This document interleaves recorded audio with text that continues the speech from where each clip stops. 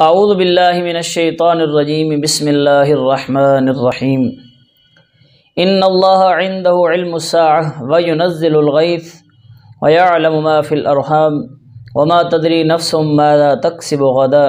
وما تدری نفس بأی ارض تموت ان اللہ علیم خبیر۔ بے شک قیامت کا علم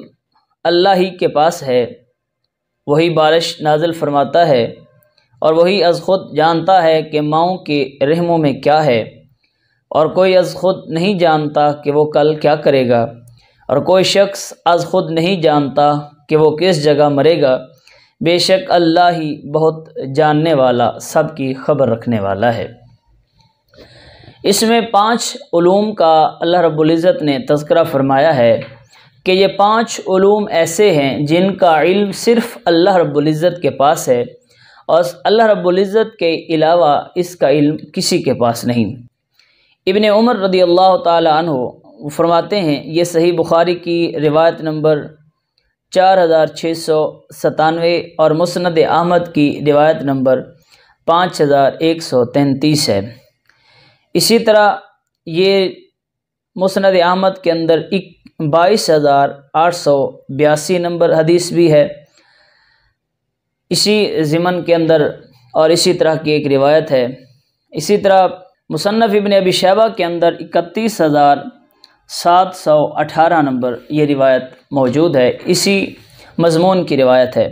حضرت ابن عمر رضی اللہ تعالیٰ عنہ فرماتے ہیں کہ رسول اللہ صلی اللہ علیہ وسلم نے فرمایا کہ مفاتیح الغیب 5 ہیں، ان کا علم اللہ کے سوا کوئی نہیں جانتا، اور اللہ رب العزت کے سوا کوئی نہیں جانتا کہ کل کیا ہوگا۔ اللہ کے سوا ان پیٹوں کو کوئی نہیں جانتا جو گھٹتے یا بڑھتے ہیں، اور اللہ کے سوا کوئی شخص نہیں جانتا کہ بارش کب ہوگی، اور کوئی شخص نہیں جانتا کہ وہ کس جگہ مرے گا، اور اللہ کے سوا کوئی شخص نہیں جانتا کہ قیامت کب ہوگی۔ یہ جو ہے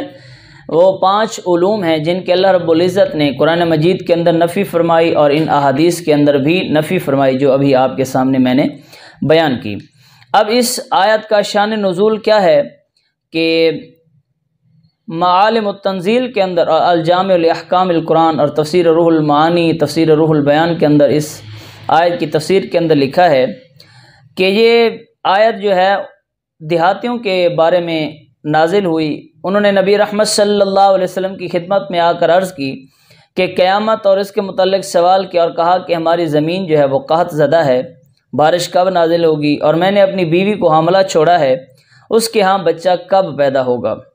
اور مجھے یہ معلوم ہے کہ میں کہاں پیدا ہوا، سو میں کس جگہ مروں گا یہ میں نہیں جانتا۔ تو تب یہ آیت نازل ہوئی کہ بے شک قیامت کا علم اللہ کے پاس ہے، اور الی آخر آیا۔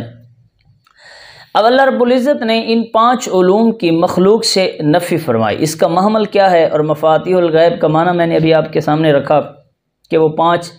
غیب کے علم ہیں جو اللہ رب العزت ہی جانتا ہے۔ تو تحقیق یہ ہے کہ فرشتوں، نبیوں اور خصوصاً سیدنا محمد مصطفیٰ صلی اللہ علیہ وسلم کو اللہ رب العزت نے ان 5 علوم میں سے علوم عطا فرمائے ہیں، اور ابھی میں آپ کے سامنے چند احادیث رکھوں گا جس میں پیارے محبوب علیہ السلام ان 5 علوم میں سے علوم کا اظہار فرماتے ہیں کہ کل کیا ہوگا،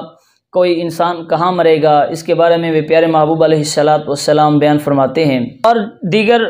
جو مفاتیح الغیب ہیں ان کے بارے میں پیارے محبوب علیہ السلام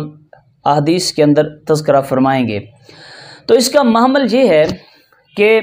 بغیر یہ جو اللہ رب العزت نے نفی کا اظہار فرمایا ہے، اس کا مطلب یہ ہے کہ بغیر کسی تعلیم کے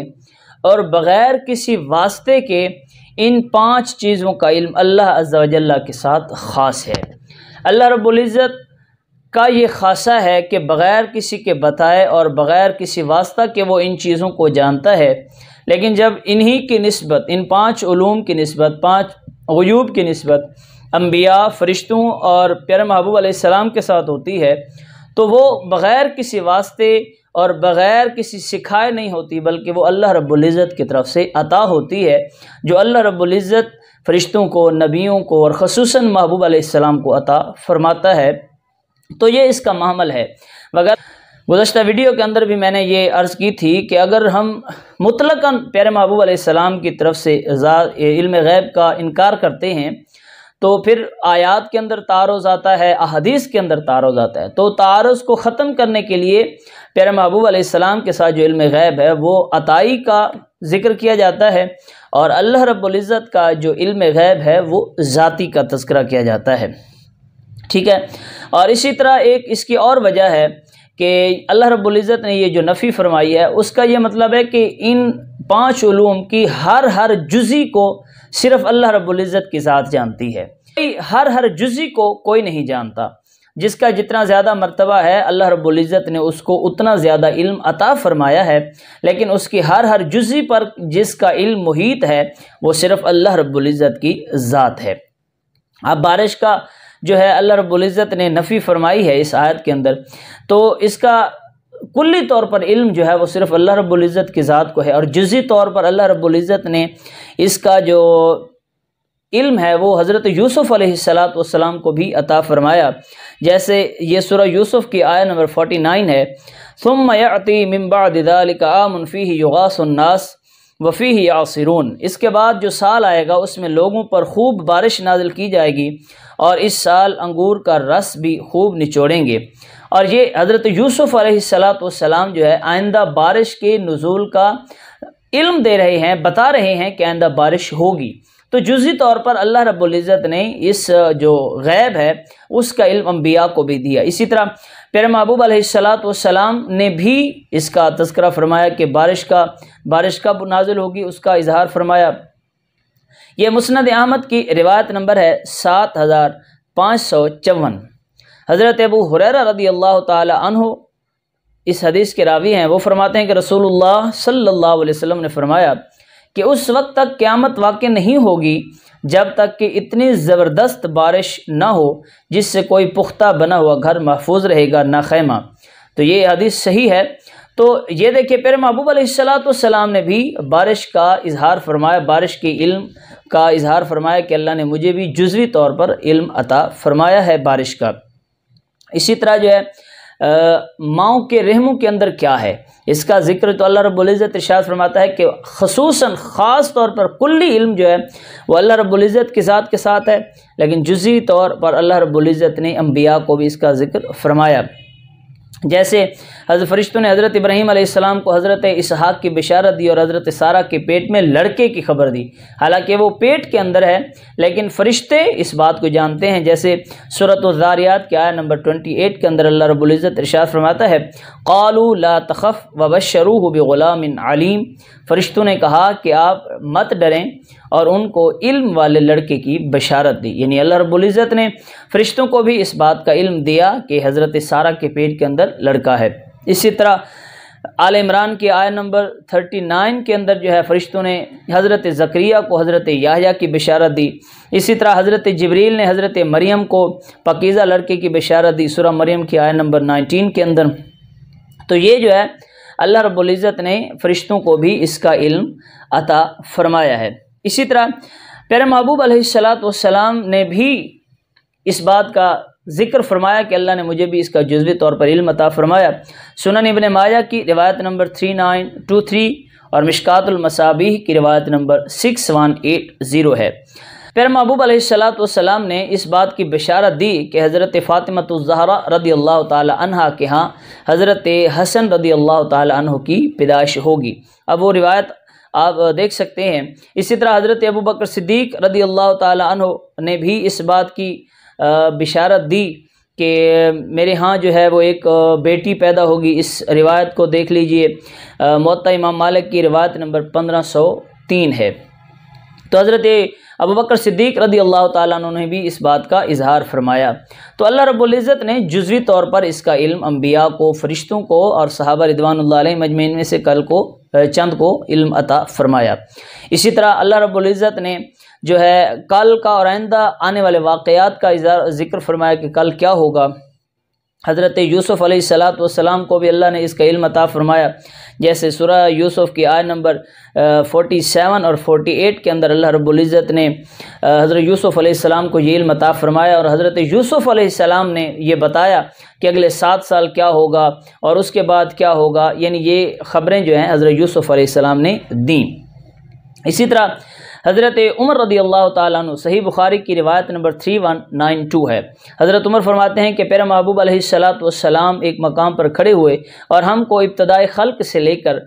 خبریں دینا شروع کی، حتیٰ کہ اہل جنت اپنے منازل میں داخل ہو گئے اور اہل نار یعنی جہنمی اپنے منازل میں داخل ہو گئے۔